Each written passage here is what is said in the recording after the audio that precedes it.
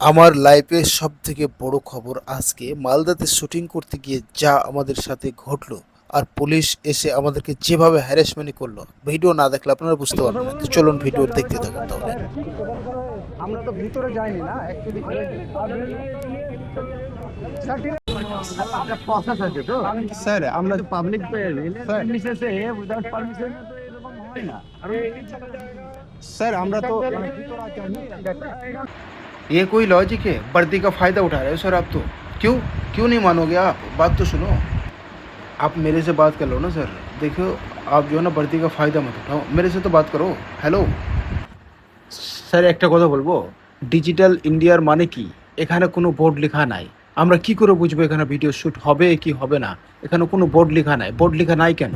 আমরা এটা মানতে পারছি না স্যার। না, এটা কিন্তু বর্দির ফায়দা উঠাচ্ছেন আপনারা। না, এটা মানতে পারছি না। এখানে বোর্ড লেখা নাই।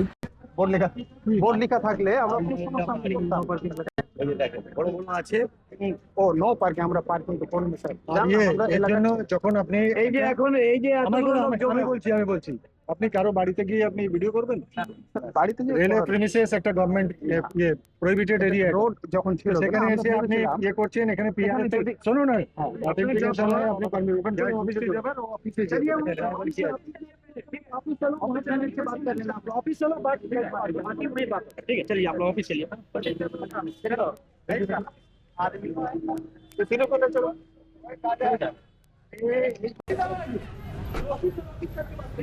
চলেন চলেন কোন দিকে যেতে হবে চলেন এই গাড়ি में बैठो गाड़ी में बैठो